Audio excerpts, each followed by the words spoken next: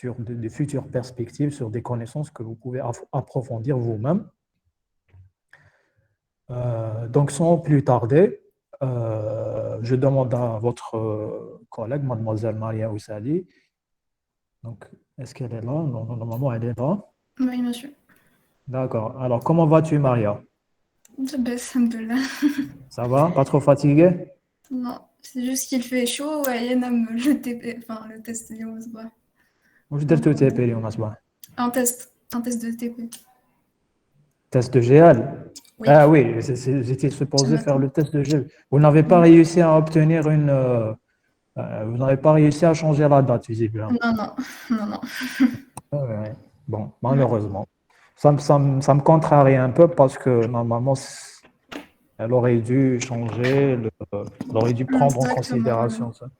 Mhm. Bon, j'espère que vous avez bien travaillé. Bon, génie logiciel, normalement, c'est pas un truc, Mhm. c'est pas supposé être très compliqué, hein. Ouais. C'était plus difficile que le test de web. Non, c'était sur feuille en fait. C'était sur feuille, carrément. Ouais, ouais, D'accord. ouais. Bah, j'espère que vous allez avoir de bonnes notes. On espère, Inch'Allah. Ouais. Alors, de quoi vas-tu nous parler aujourd'hui, Maria Oussadi? J'espère que... Est-ce que tu es prête? Est-ce que tu as Ah eu le oui, temps de nous concocter quelque chose de ouais. présentable? Justement, en fait, je vais partager mon écran pour que Très bien. vous Alors, voyez sans à peu plus près. tarder, je te donne les commandes. Regarde. Merci, monsieur. Alors, dites-moi juste, est-ce que l'écran est bon? On arrive à voir, effectivement. Parfait. Alors, bon, premièrement, je vous remercie, monsieur, de m'avoir accordé cette chance pour présenter mon projet.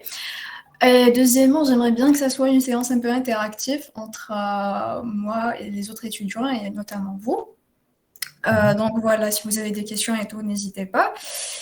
Et sans plus tarder, on va commencer par parler pourquoi on a développé ce projet-là, parce que ça a été un travail d'équipe de 5 personnes. Ça a été un hackathon du CSE, un club scientifique à l'ESI. Ils nous ont donné une problématique d'utiliser une API d'une startup à l'Angleterre qui s'appelle Terra, et ils offrent des données dans le domaine de santé. Donc, on était supposé trouver une façon pour utiliser cette API-là afin d'offrir un certain service ou un truc pareil. Donc, voilà. Et sans plus tarder, je vais vous parler maintenant de notre plateforme. C'était quoi exactement? Bon, c'est une plateforme qui encourage les gens pour faire les bonnes habitudes, ou bien qui encourage les bonnes habitudes chez les gens. Comment cela va se faire? Eh bien, tout simplement en utilisant les données, l'API TTRA. Il faut savoir que c'est des données à temps réel, c'est-à-dire voilà, des personnes qui ont des smartwatches, etc. Par exemple, l'attention tala. Eh ben, nous, on va prendre ces données-là, on va les traiter afin de leur donner des suggestions, des choses à faire ou bien des habitudes à avoir afin de minimiser ce genre de cas. Donc voilà. Mais il faut aussi un truc que je voudrais noter, l'API plus parce que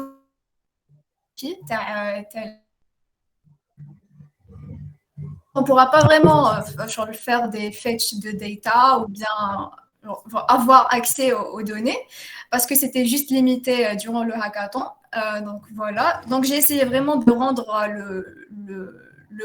la plateforme un tout petit peu statique en utilisant des données statiques et tout. Je trouve à peu près comment ça va être le processus l'application, la plateforme qui va être exactement. Donc voilà. D'accord. Donc, so far, est-ce que فهمتوا le principe de la plateforme d'Anna? Je pense que c'est clair. Est-ce qu'il y a des questions jusqu'à présent? N'hésitez pas, hein, chers étudiants, à participer. Justement. Des questions des uns et des autres peut jaillir à la lumière. Voilà. Vas-y, Donc, continue. ok. Donc, c'est clair. Enfin, maintenant, on va parler. Bon, majoritairement, je vais parler beaucoup plus sur le côté technique fait de la présentation. On ne va pas se concerner beaucoup à l'aspect de la plateforme. Mais pour les technologies que j'ai utilisées,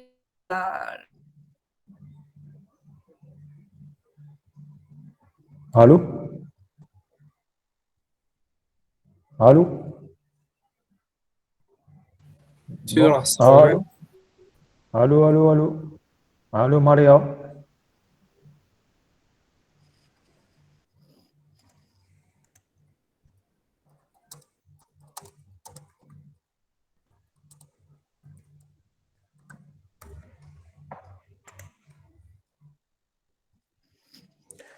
Est-ce que vous arrivez à l'entendre? Je pense que bon, on ne voit même pas son micro bouger parce que je pense qu'elle a une coupure.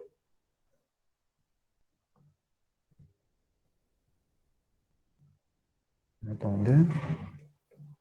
Allô? Est-ce que vous êtes là, les autres? Oui, Oui, monsieur. monsieur. Ok. Donc, je pense que pardon, vous m'entendez donc? oui. Maintenant, vous t'entendez. Ouais. Ok, d'accord. Je J'ai pense perdu qu'il y la a eu, il y connexion. a eu une coupure au Ouais. moment où tu t'apprêtais à parler des frameworks. D'accord, ok. Donc, comme la présentation d'aujourd'hui, elle sera un peu technique et on va parler premièrement des frameworks front-end. Premièrement, on a Vue.js qui est un framework de JavaScript, on va en parler en détail. Deuxièmement, on a Vuetify qui est, vous pouvez dire, un package qui contient des components design, etc., prêts à utiliser ta Vue spécialement. Et on a aussi Shard.js.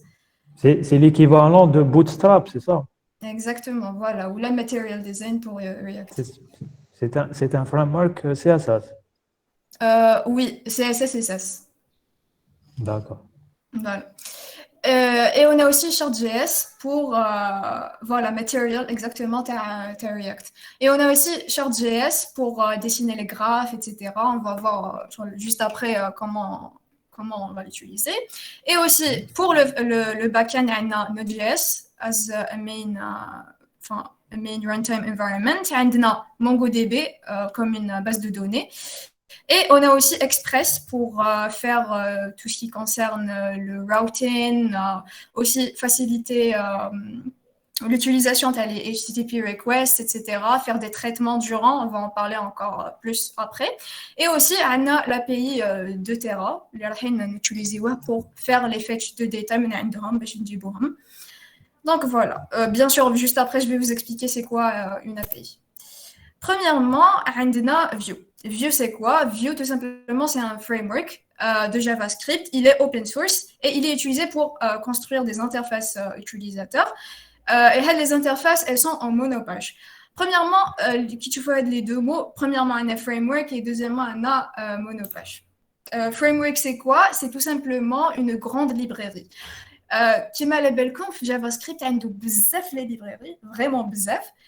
Où les librairies كبار كامل ils sont connus comme frameworks de JavaScript. Et Vue.js est l'un de ces frameworks. Il y a Angular, il y a React, il y a Svelte, etc. Donc, il y a pas mal de frameworks le front-end. Et aussi, il y a des frameworks, bien sûr, back-end, comme par exemple, Kane Express, c'est connu comme un framework. Et deuxièmement, le deuxième mot, c'est monopage. Vue.js, il y a les sites web monopage. C'est quoi monopage? Tout simplement, c'est une application web qui est accessible via une seule page. C'est-à-dire, we get a website, on fait entrer l'URL, راح نديروا a request للسيرفر باش يبدلنا la page HTTP تاع هذاك الويب. Et quand c'est pas monopage, à chaque fois qu'on change la page, à chaque fois qu'on fait charger une autre page, on dire another request avec le serveur باش يمدلنا une autre page. Alors que les monopages, on fait هذيك request une seule fois برك. شغل نقولوا له مدنا هاد المين page يمده ومن بعد up. Allô? Allô? Je pense que le problème se reproduit, Maria. Allô? Allô? Est-ce que tu nous entends? Plus populaire. Allô, allô, allô, allô? Maria? Oui, Ah, un petit peu tendu. on s'est arrêté. Ben, moi, personnellement, la dernière chose que j'ai entendue, c'est tu expliquais c'est quoi un monopage. D'accord. Pour les autres, c'est la même chose, c'est ça? Oui, monsieur. Oui, Oui, voilà. monsieur. Oui. Donc, D'accord. donc Ok. tu Donc, disais monopage. que, voilà, ouais, vas-y. D'accord. Monopage, c'est quoi? Tout simplement, c'est quand une application web est accessible via une seule page bloc. C'est-à-dire que, حنايا كي نديرو bon, qui mettent déjà monopage, quand on tape l'URL un certain website, on dit هذاك le serveur, voilà, مدلنا هاد la ressource اللي انا حابينها هو يبعث لنا la page HTML. Mais à chaque fois qu'une بدلو la page, à chaque fois, on a une autre page HTML. Ça, c'est quand c'est pas monopage. Par Oui. contre, quand c'est monopage, on a la page. Mais on va plus faire de request de page HTML. La page, on va défiler entre les autres du côté client. C'est reçu.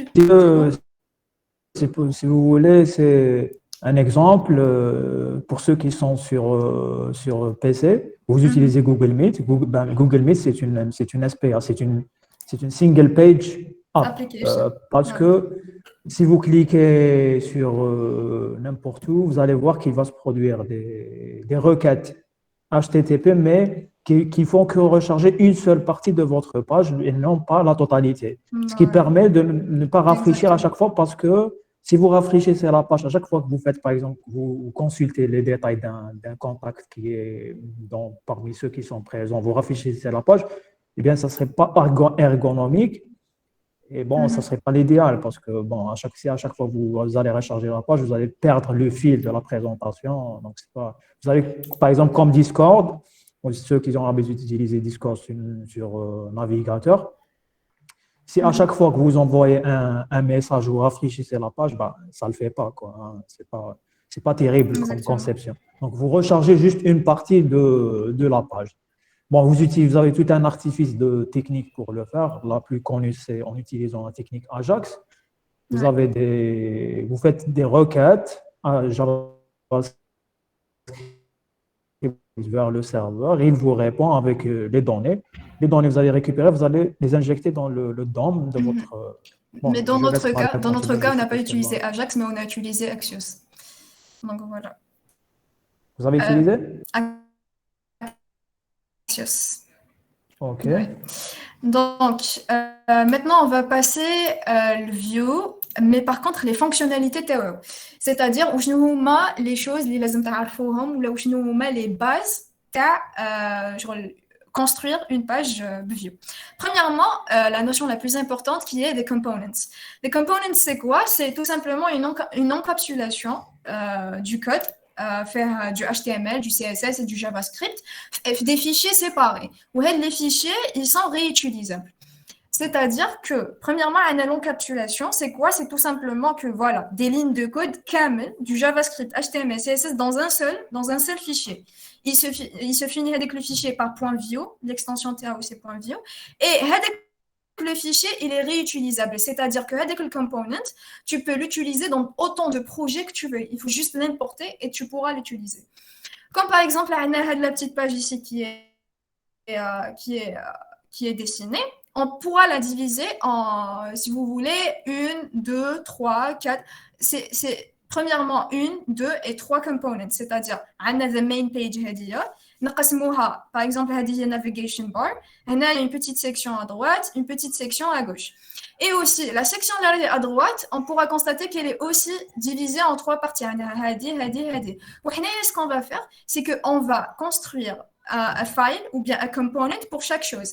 Si on constate par exemple les pages web, on a les boutons.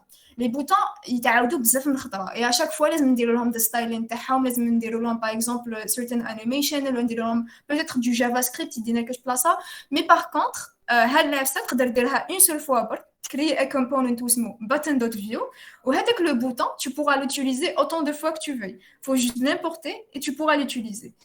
Donc voilà, c'est ça the main option اللي حتكون في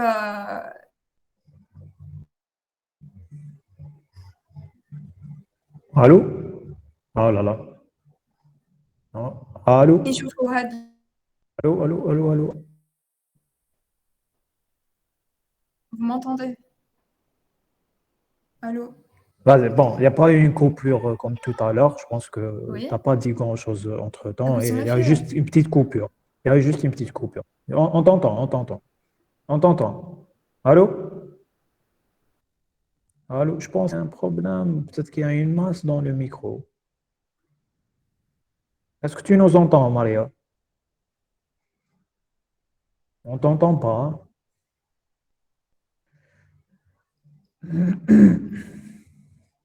Bon, on attend qu'elle règle le souci. Est-ce que vous avez des questions jusqu'à présent, chers étudiants?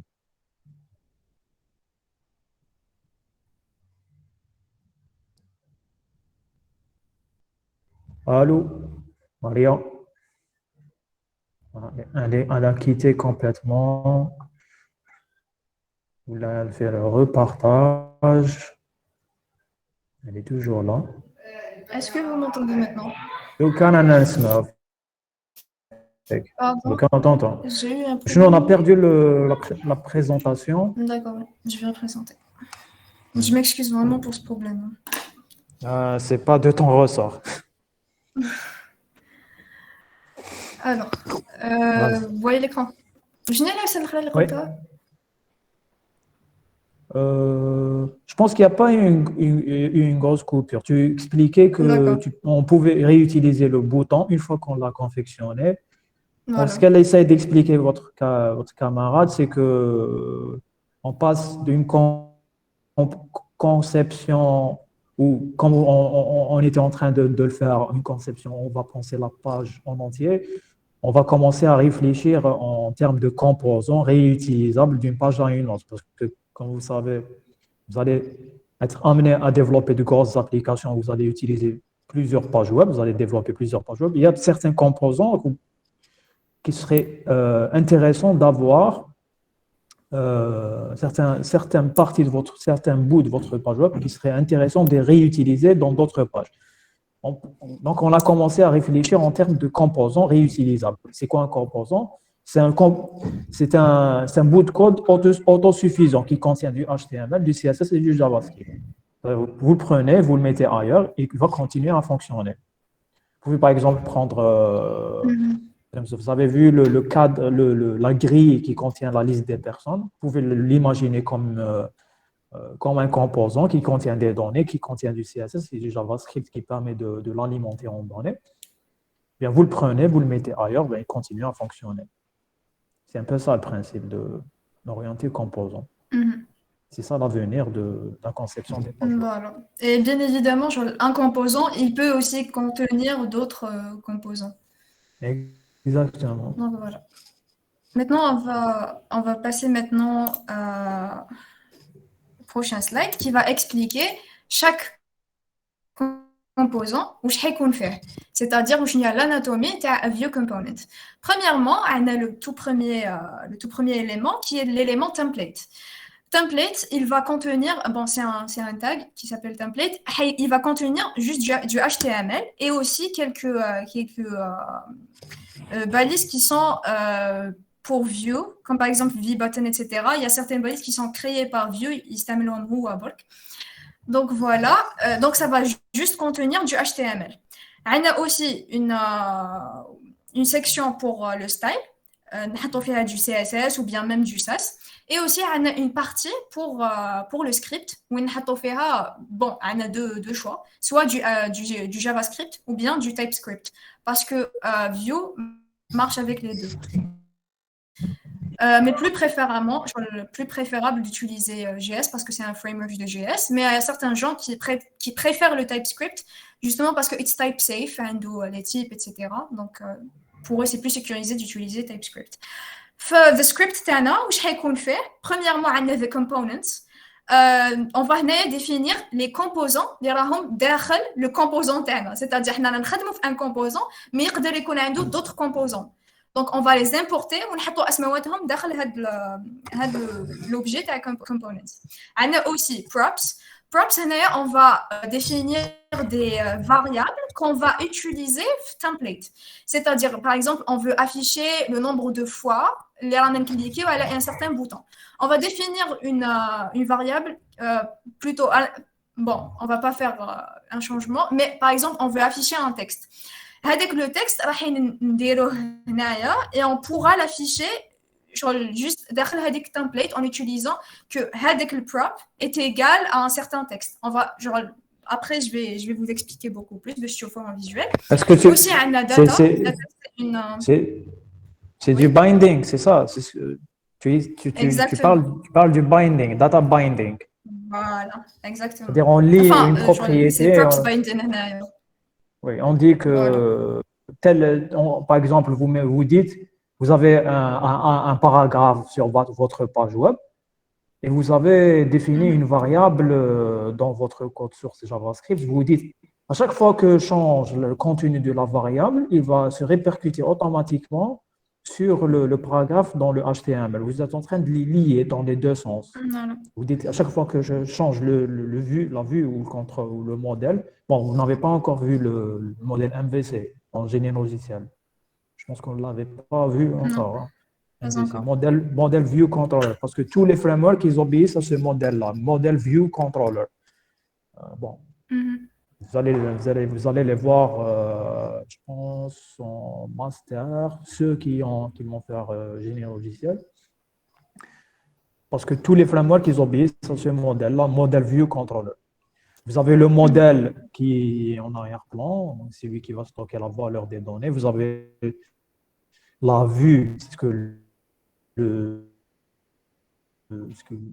c'est l'affichage, et vous avez le qui permet de faire le va-et-vient, de mettre à jour, de capturer les événements qui se passent sur la vue, de les répercuter sur le modèle, et vous avez les changements qui vont s'opérer sur le modèle, et ils les répercutent sur la vue.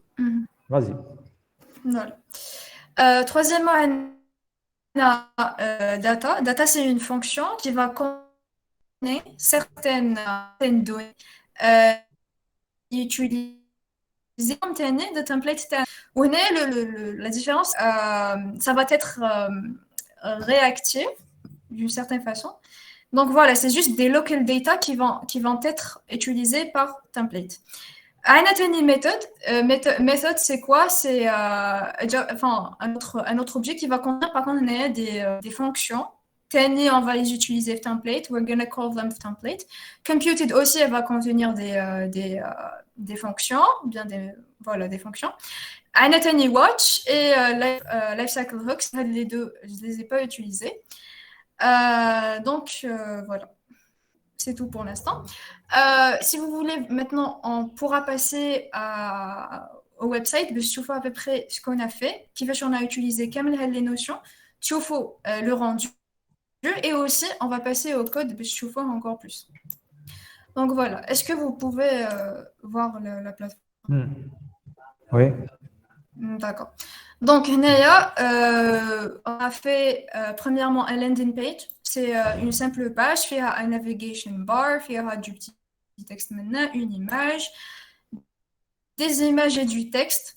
C'est vraiment très très simple. Mais par contre, la chose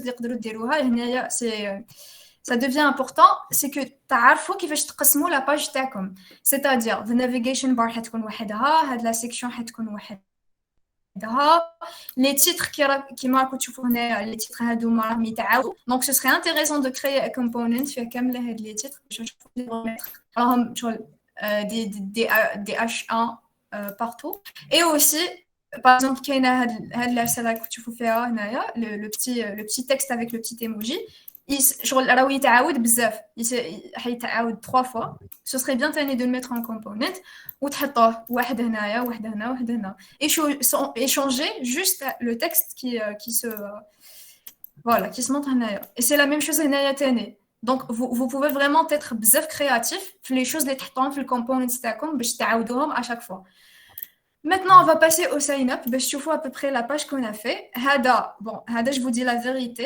Le component, le sign-up. Je l'ai réutilisé. C'est quelque chose que j'ai déjà créé pour un autre website. mais j'ai juste changé le contenu de l'intérieur. Mais par contre, la logique, etc., comment ça va se faire, etc., c'est une seule fois, encore une fois. Parce que on était fait un hackathon, je pouvais pas vraiment être aussi créatif que ça. Donc, c'est un component que j'ai.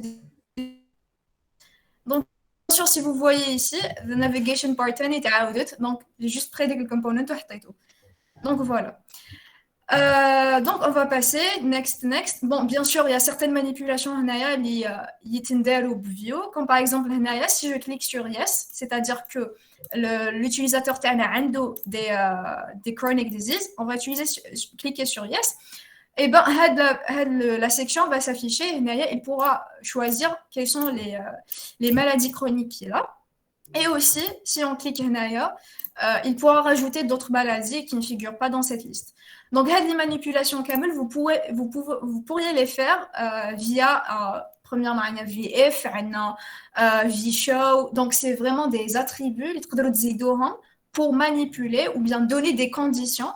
Il va s'afficher, il va s'afficher. Donc, voilà. Maintenant, on va directement dans le dashboard. Tu vois comment ça va s'afficher. Comme vous avez constaté, c'est des données vraiment statiques, c'est-à-dire que le nom d'utilisateur, les activités de data là que tu vois les doucement, c'est tout à fait statique parce que l'API ne marche plus.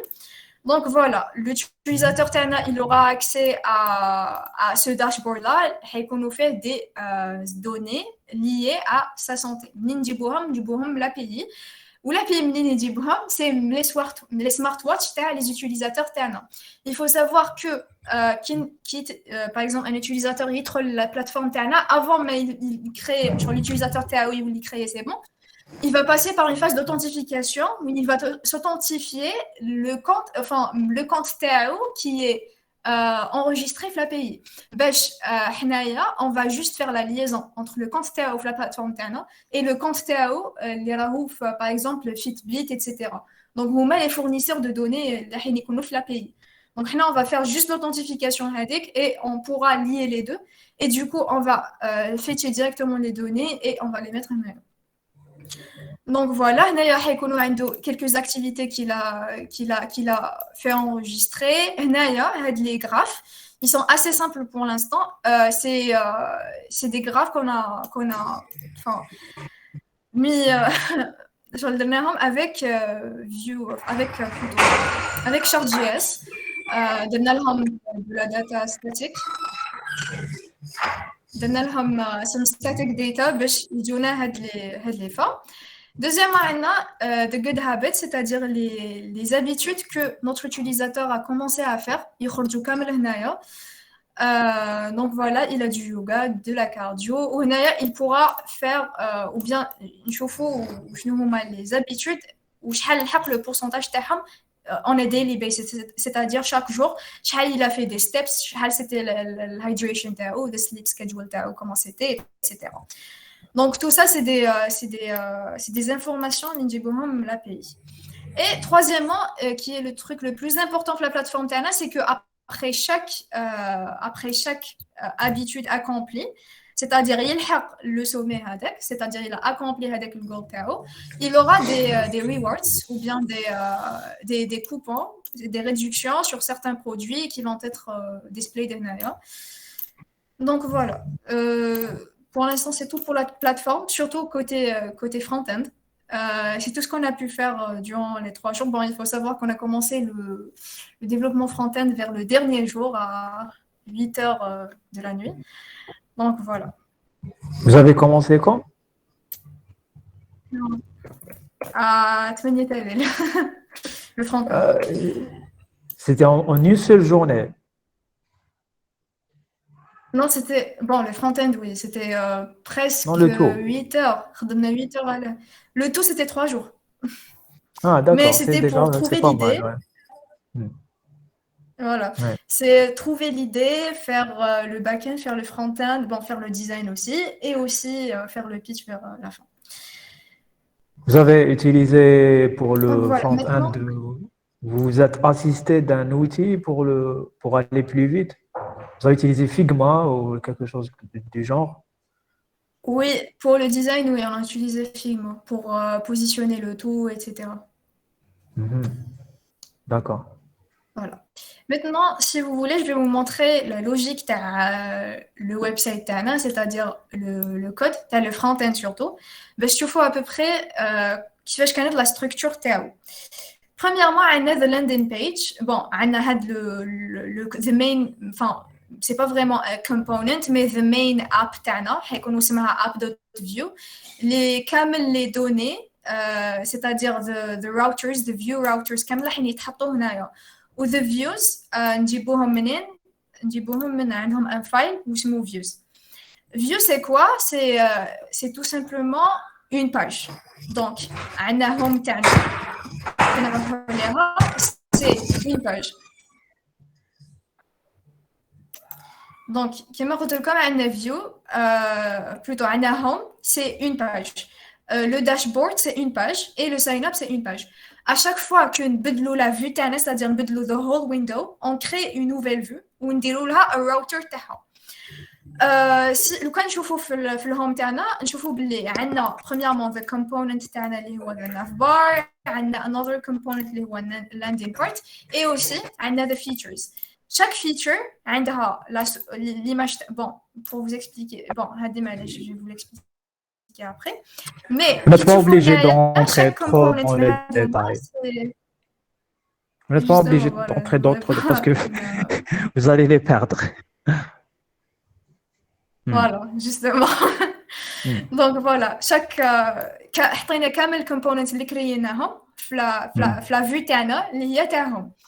Et bien évidemment, le home تاعنا حيكون عندها style تاعها, حيكون عندها les imports. Parce qu'à chaque fois utiliser un component, لازم نديروا له the import تاعو et aussi نحطوه في la liste تاع les components اللي جبناهم. Donc voilà, et si je pourrais vous montrer par exemple the component هذا تاع navbar درناها هونيك. Voilà the navbar تاعنا واش فيها a container. هذا الcontainer داخل فيه voilà another one for security, toujours نزيدو bien sûr. Et aussi عندنا premièrement le logo, عندنا voilà des فيهم a tags فيهم the links pour l'instant ما درتهمش. Et aussi عندنا هنايا la chose que vous voyez ici c'est the router link. هي هاد la chose. انا دوكا quand je clique sur sign up كيفاش على بالو sur le website اللي يديني la page تاع sign up. Je vais pas lui dire ديني page هذه هي signup.view. Non, j'ai créé un router وهذه العفسه اللي قلت لكم عليها تاع monopage. C'est-à-dire une seule page, on va créer un autre router اللي يدينا l'autre page. Donc لو كان نروحوا le routers تاعنا, on va trouver que home تاعنا عنده router تاعو, sign up عنده router تاعو, dashboard عنده router تاعو. Et on a utilisé pour faire ça view router. C'est quelque chose qu'on utilise view pour créer les deux routers. Donc home, il faut juste faire le slash pour accéder au home. Sign up, il faut faire slash sign up باش ندخلوا le sign up. Et c'est la même chose pour dashboard. Donc, ce que j'ai fait, c'est que رحت لهذيك navbar وقلت لها quand je clique على sign up, donner le router link تاع /sign up. C'est pour ça que quand je sign up. Donc voilà. Voilà, c'est tout pour le navbar. Et ça sera la même chose pour chaque component. Il faut très bien les organiser, mettre le template, les noms, plutôt du HTML, script, mettre du JavaScript qu'on va utiliser, data to return, je n'utilise un template, et aussi on a le style. Un truc que je voudrais vous montrer, c'est le sign-up form. هذا اللي قلت لكم je l'ai réutilisé, هذا le form هنايا. La logique تاعو باش à chaque fois que je fais next تخرج لي هاد la page et ainsi de suite, c'est tout simplement via a view list. C'est quelque chose اللي حتلقاوه تاني في view. On va faire une petite boucle qui va faire plutôt genre une boucle qui va faire l'itération entre les 3 pages, c'est-à-dire que les 3 pages, elles sont déjà créées. Mais par contre, ça sera via des conditions. هذيك la boucle تاعنا qui تلحق par exemple 1 n égale à 1 هنايا هذا ça va s'afficher. هاد forme ça va s'afficher. ومن بعد n égale à 2 une autre forme va s'afficher et ainsi de suite. Donc c'est juste via avec le bouton on va incrémenter avec le n باش يخرج لنا l'autre page. Donc voilà, ces petits détails là les تقدروا vraiment تكونوا créatifs بهم باش minimiser le nombre de pages, minimiser le nombre de manipulations l'icono et vous rendez les choses beaucoup plus automatiques via tout simplement du JavaScript votre code. Et c'est assez facile. Vous pouvez voir les fonctions que j'ai définies. Il y a une next step, par exemple, to choose our pour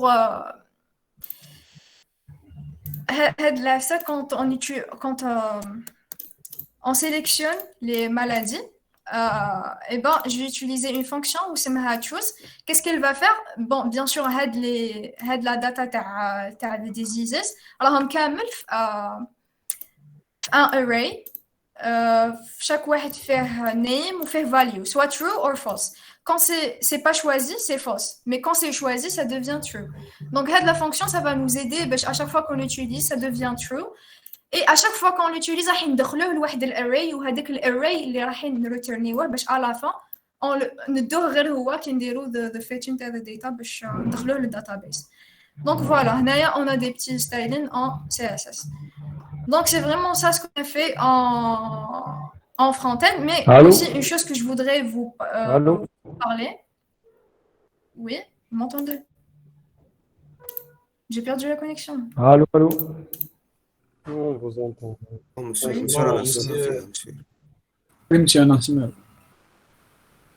Allô. Maria. Hello. Oui. Allô. Hello. وصل البروبليم من عند البروف.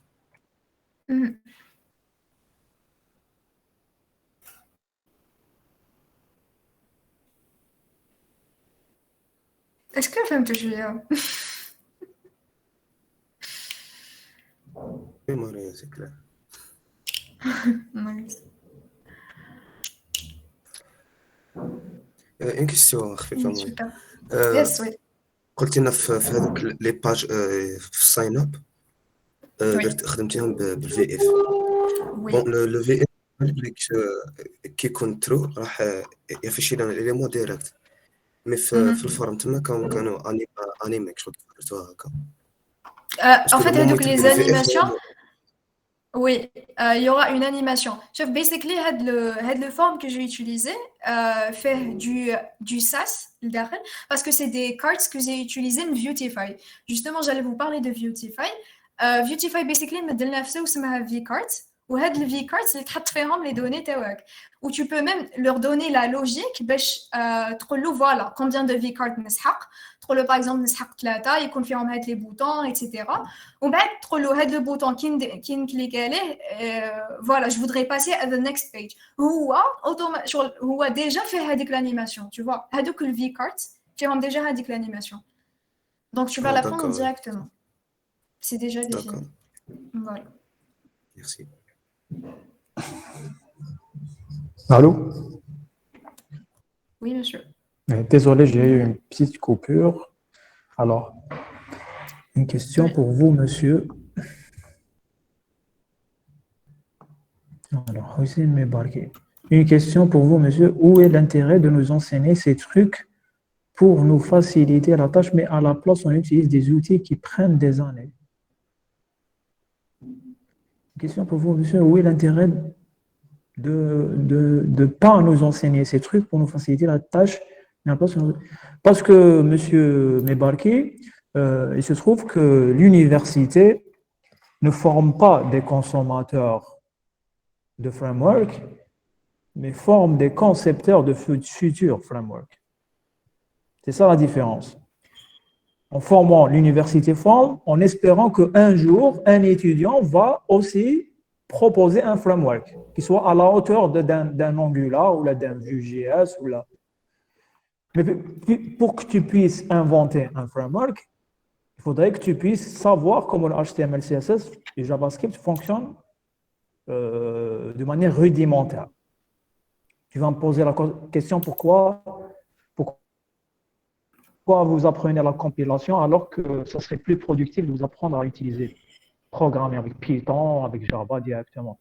Oui, mais si un jour tu veux proposer un nouveau langage comme Java ou Python, il faudrait que tu saches comment fonctionne la compilation. Même pour être un bon programmeur, un bon développeur, il faut au minimum connaître les bases de la compilation. Tu vois, tu n'es qu'à la deuxième année de ta formation. On te forme d'abord comment utiliser les choses, les outils simples.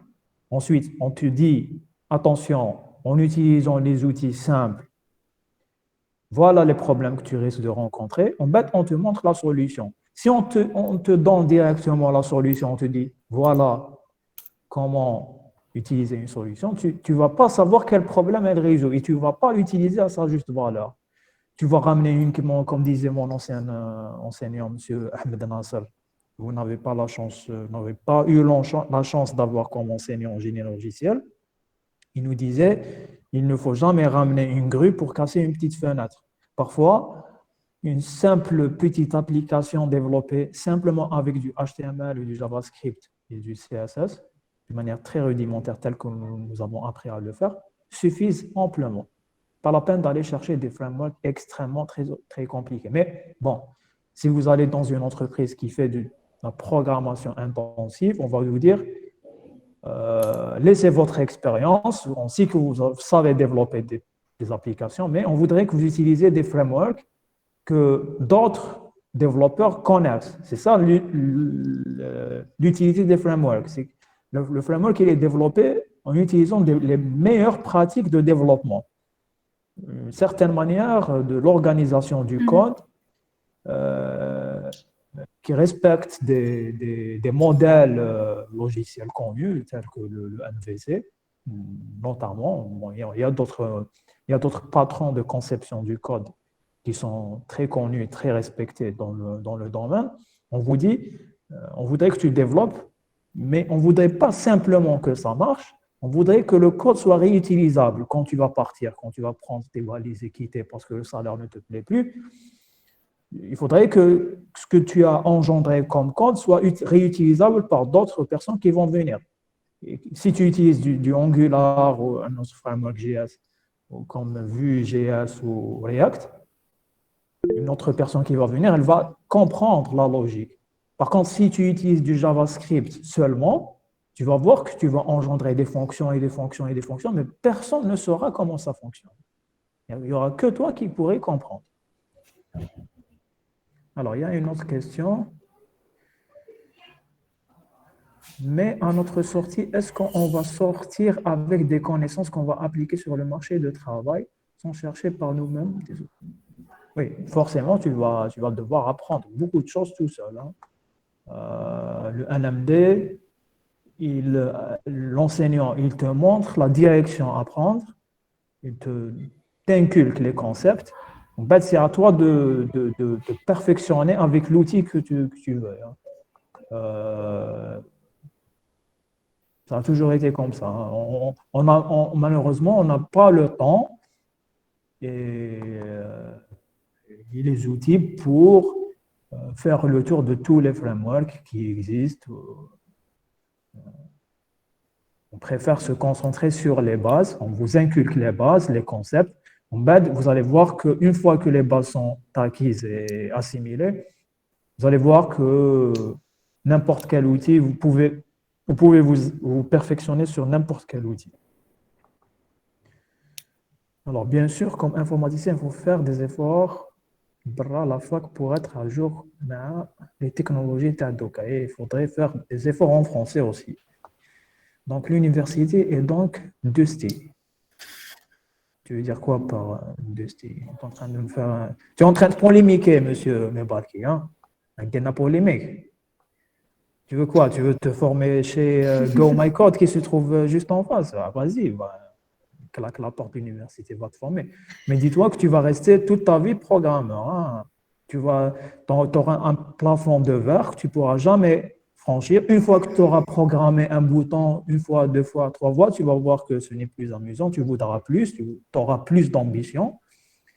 Et malheureusement, tu ne seras pas outillé en bagage intellectuel pour affronter de nouvelles problématiques. Tu vas rester toute ta vie un programmeur de boutons. Mais l'université, elle te forme pour que tu aies un esprit de penseur, un esprit de philosophe, un vrai scientifique qui peut remettre en question tout ce qui a été proposé, de proposer de nouvelles solutions. C'est ça le souhait à l'université. Le souhait à l'université n'a jamais été de former des techniciens. Quel plafond, monsieur, si on est surchargé avec des simples TP?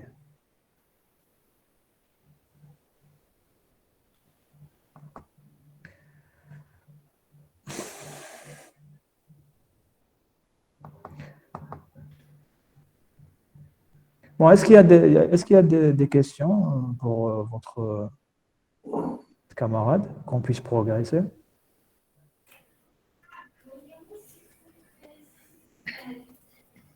Écoute, on est tous passés par là, mes barquis. Hein.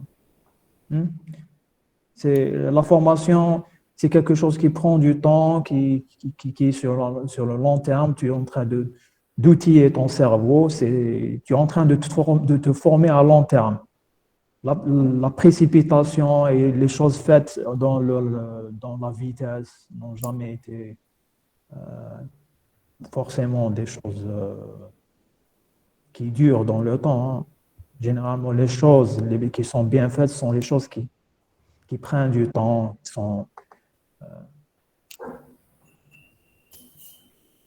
Il faut savoir que les frameworks, si tu te perfectionnes dans React, tu deviens l'expert alpha de React. Demain, s'il y a un bug dans React, il est abandonné, tu seras abandonné avec la technologie. Par contre, si tu es expert en JavaScript, là, ta réputation est incontestable. 5 ans, ce n'est pas un long terme. Oui, tu peux faire un doctorat et faire du long terme.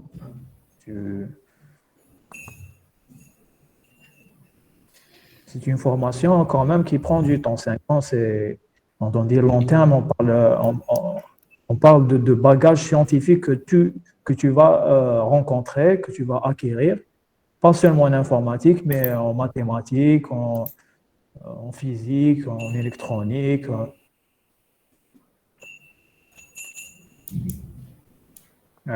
Est-ce qu'il y a des questions? Est-ce qu'il y a d'autres questions? Chers étudiants, profitez de... Est-ce que tu as terminé ta présentation, Maria? On t'a interrompu, on t'a même pas demandé si tu as terminé. Vas-y, je t'en prie. Il ne faut pas hésiter, c'est en cours, il ne faut pas hésiter à nous sanctionner. Merci, monsieur. Alors, un dernier truc que je vais dire plutôt, c'est Beautify. Bon, je l'ai utilisé premièrement, il y a un petit script à Beautify qui contient des couleurs. C'est des codes couleurs, on va directement utiliser les couleurs. Mais par contre, Beautify, en lui-même, il va nous offrir pas mal de trucs.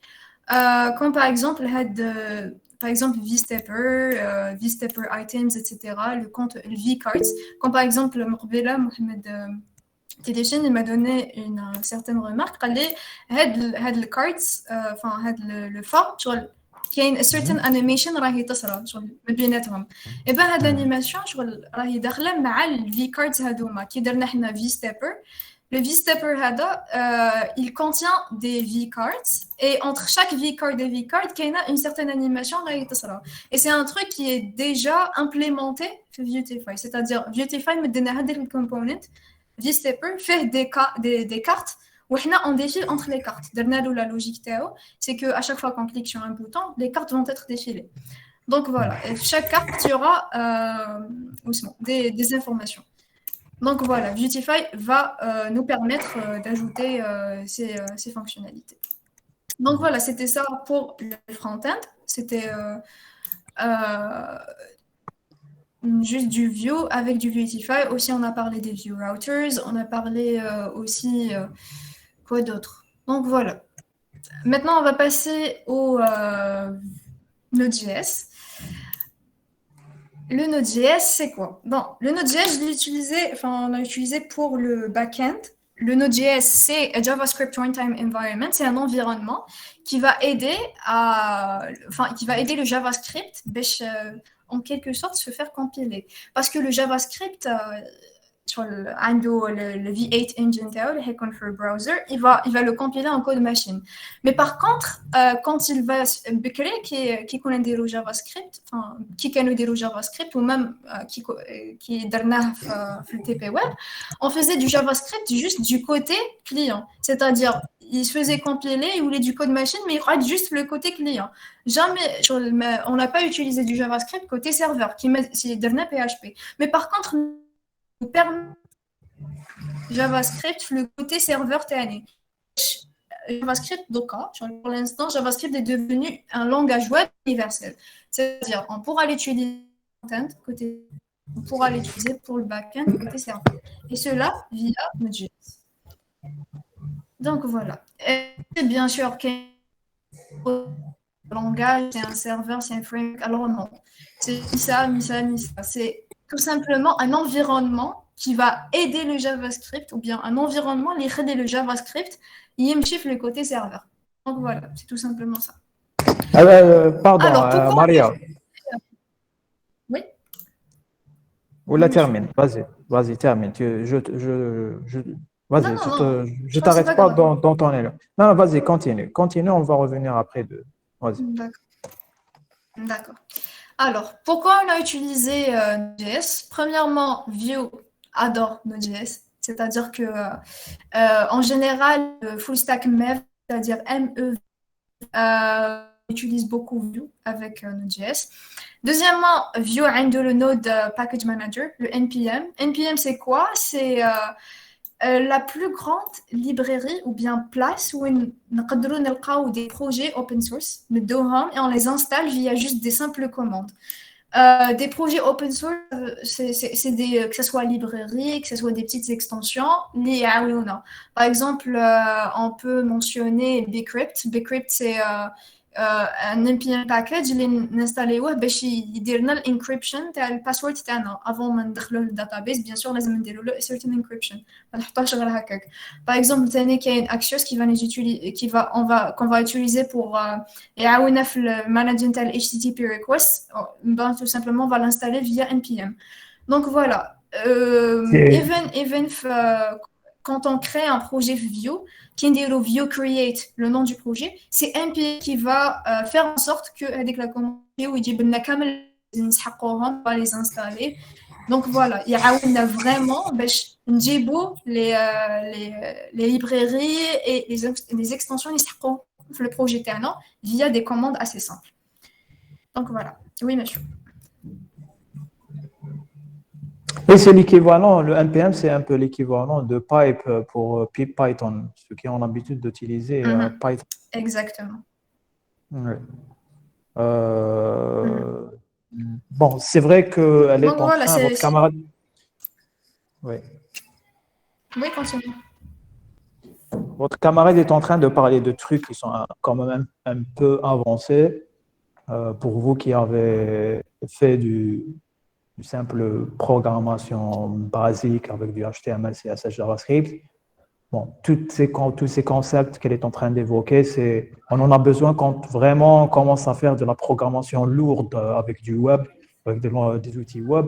Et on a besoin d'organiser correctement notre code, notre projet, qui soit compris par nos collaborateurs avec lesquels on travaille. Voilà. Bon, je voulais t'interrompre parce que vraiment, Houssem Membarki, tu me tapes sur le système. Commence d'abord déjà à parler correctement en français, ok? Tu me tapes sur le système, tu parles comme si on était à la rue. Alors, tu parles déjà correctement et tu respectes tes camarades. Voilà. Allez, vas-y, continue. D'accord. Alors, maintenant, on va passer à la base de données qu'on a utilisée. On a utilisé MongoDB. MongoDB, c'est quoi? C'est une base de données qui est orientée documents. Elle stocke les données dans des fichiers JSON et qui fait le stockage, comment il se fait? C'est via des schémas. Premièrement, la définition, premièrement, document, JSON et schéma. Documents, orienté document, ça veut dire quoi? Ça veut dire que les données Tawana, quand ils vont être stockées, ça va pas être comme du SQL, c'est du non-SQL, dans des tables, mais par contre, Ça dans sera des pas du documents, relationnel. des fichiers Ouais. JSON. JSON, exactement, c'est pas du relationnel donné. Le JSON, c'est quoi? C'est JavaScript Object Notation. C'est un file il donne les données Tana dans une structure structuré objet. Donc, ça sera des objets qui contiennent des informations. Et les schémas, c'est quoi? C'est une structure qu'on devrait suivre quand on enregistre les données Tawana. C'est l'équivalent des tables. Comme par exemple, quand on fait create table, par exemple, voilà, un nom d'utilisateur, le password تاعو, l'email, etc. هادو ما كامل نحطوهم les informations كامل نحطوهم في السكيما تاعنا qu'on devrait suivre après. Donc voilà.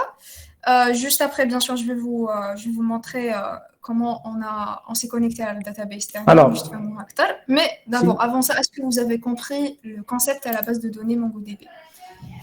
Ouais. Alors, si tu permets, Maria, c'est juste pour rebondir, compléter, si tu permets, ce que tu viens de dire. Bon, là, on a fait du relationnel pour stocker nos données. Comme vous avez vu, on a des tables qui sont reliées entre elles.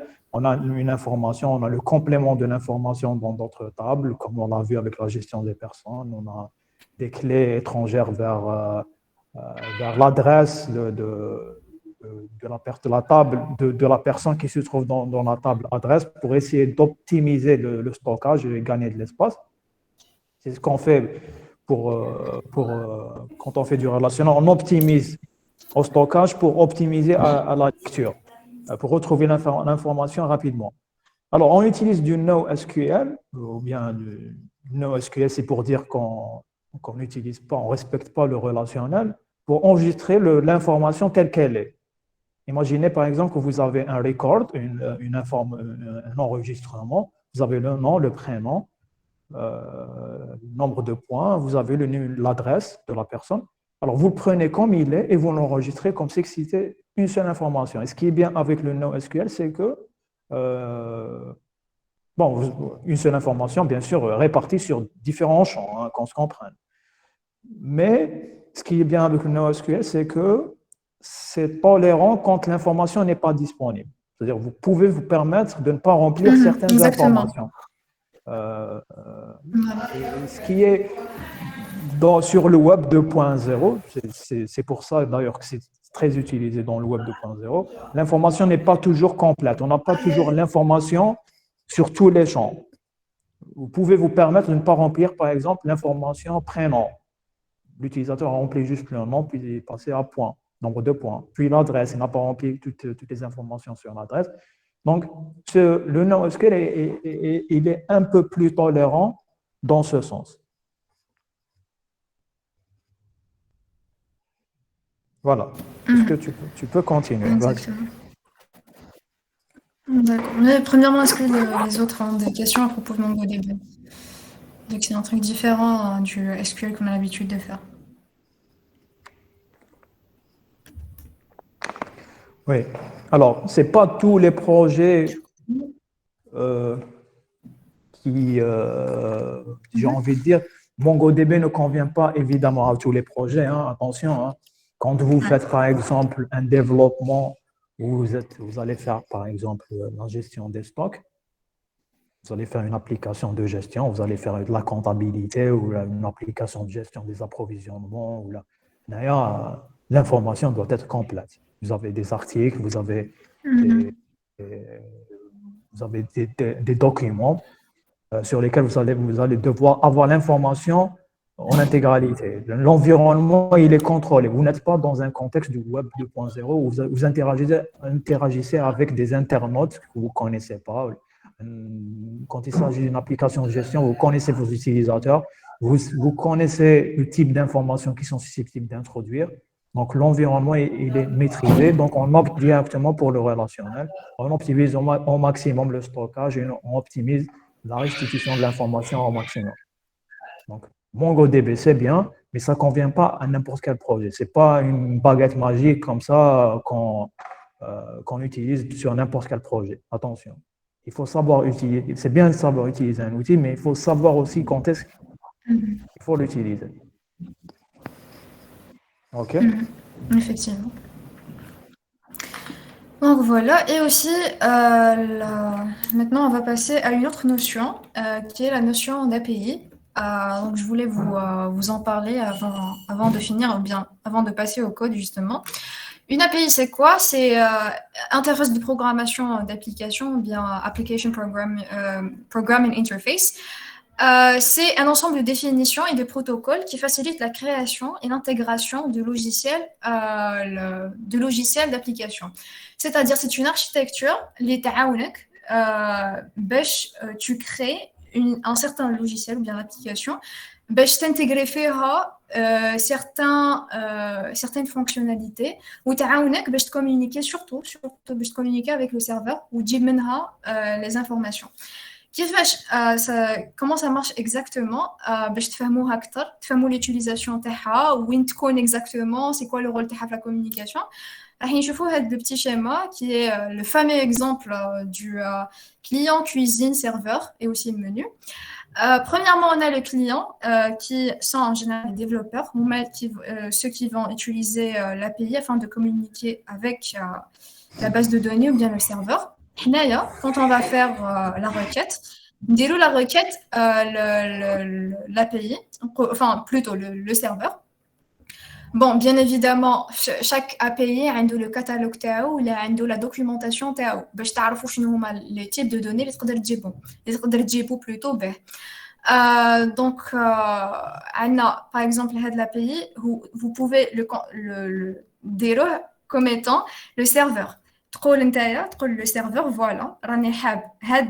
Par exemple, tu as checké le menu, le plat. L'API, qu'est-ce qu'il va faire? Il ouvre la base de données qui est la cuisine, il dit les données, ou le serveur, il dit les données, et il dit donc, c'est vraiment l'architecture et bien le serveur, il dit ce que tu veux. Donc voilà, si vous pouvez, monsieur, encore l'expliquer beaucoup plus parce que j'essaie de le simplifier au maximum. C'est très bien simplifié, je te félicite, c'est très pédagogique. Alors, ce qu'il faut savoir, c'est que si, monsieur, you should use this cuisine example. Oui, je l'aurais probablement utilisé si j'avais fait. Alors, j'ai donné déjà un cours pour les big data où on est arrivé à l'utilisation des web services RESTful. J'avais donné un exemple pour expliquer l'utilité des services. Je ne sais pas s'il convient d'utiliser. Bon, ce qu'il faut savoir, c'est que on était embêté à un certain moment de l'époque où on faisait du développement. Chaque système avait son propre langage de programmation. Il y avait certains qui utilisaient du Java, d'autres qui utilisaient du Basic et d'autres qui utilisaient de C#, .NET. Et le problème, c'est qu'on ne pouvait pas faire communiquer plusieurs systèmes entre eux. Il fallait soit que ce soit un seul système qui se connaissait, qui pouvait invoquer d'autres fonctions chez l'autre système, ou bien carrément qu'on exportait les données et on les importait dans l'autre système cible.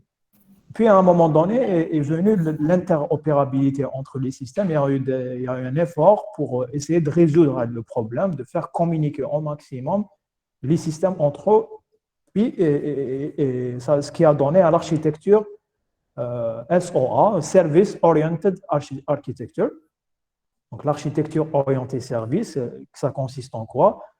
C'est que chaque service va se forcer à exposer ce qu'on appelle une interface. C'est-à-dire, il va dire, voilà, si tu veux communiquer avec moi, communique avec cette fenêtre. Il va exposer une sorte de fenêtre. Et à travers cette fenêtre-là, les autres services, les autres systèmes peuvent communiquer avec le service, avec le système, avec le système cible. Bon, il y a eu plusieurs efforts. Il y a eu l'effort d'abord de Corba. Corba, c'était une première tentative et qui était très lourde. Il y a eu les services web. Les services web, il y avait deux écoles. D'abord, les services web orientés XML, c'est-à-dire on envoyait, imaginez que vous avez une enveloppe, vous envoyez un message, vous le mettez à l'intérieur de l'enveloppe, il est écrit en XML, vous l'envoyez au système cible, il sait qu'il y a du XML à l'intérieur. Quand il va ouvrir l'enveloppe, il va lire le XML pour comprendre la donnée qu'il a reçue. Sauf que voilà, il se trouve que le XML il était très verbeux, il était très lourd, ça prenait beaucoup de place parce que pour rédiger un document XML, il y a trop de texte superflu, il y a trop d'informations superflues. Alors c'est pour ça qu'on a après opté pour les services web orientés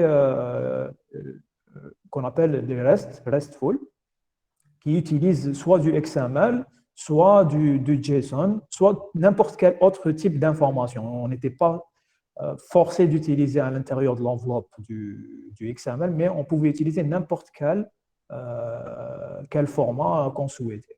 Bon, la plupart utilisent JSON, qu'on appelle le JavaScript Object Notation, parce qu'il était très léger, il était très compréhensible.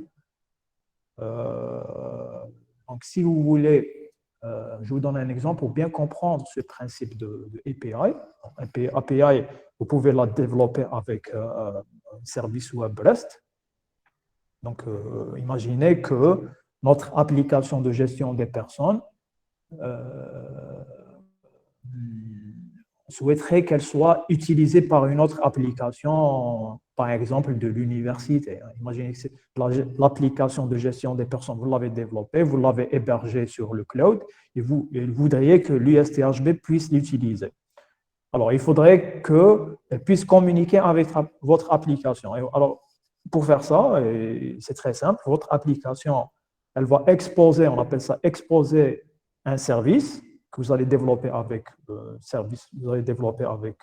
en suivant la démarche REST. Vous allez dire à telle route, par exemple, votre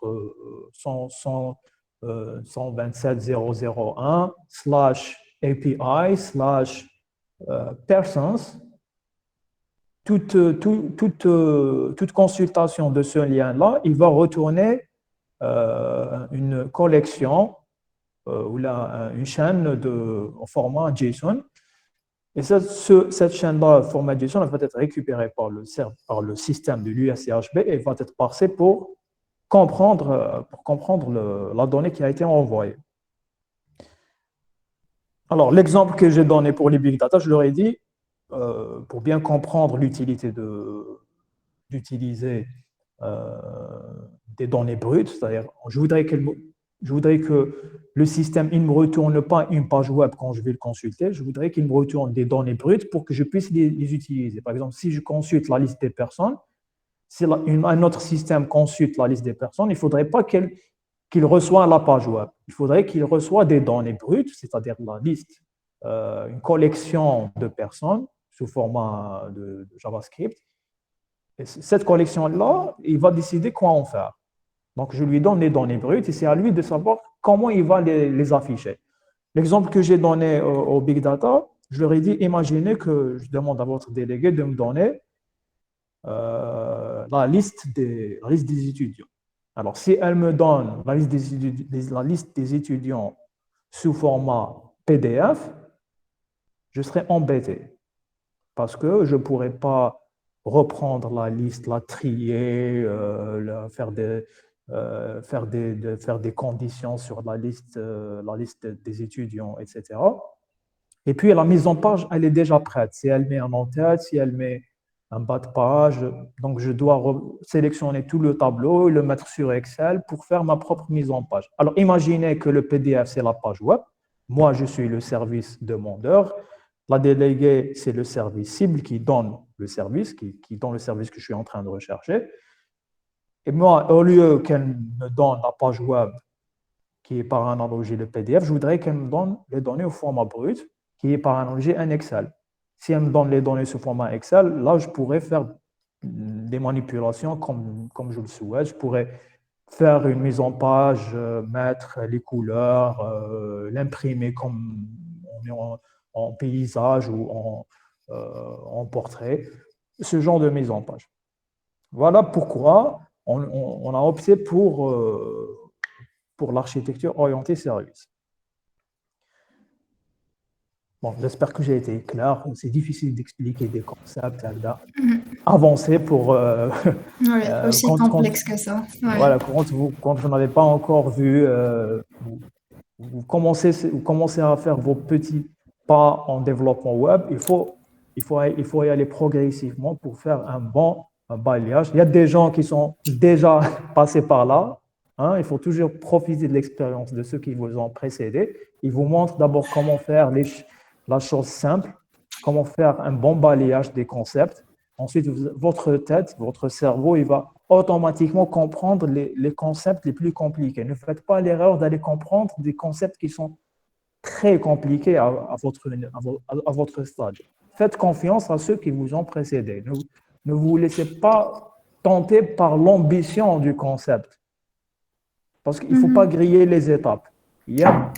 Quand on grille les étapes, le concept, il ne va pas rentrer correctement dans votre tête. Et ça serait dommage. D'accord?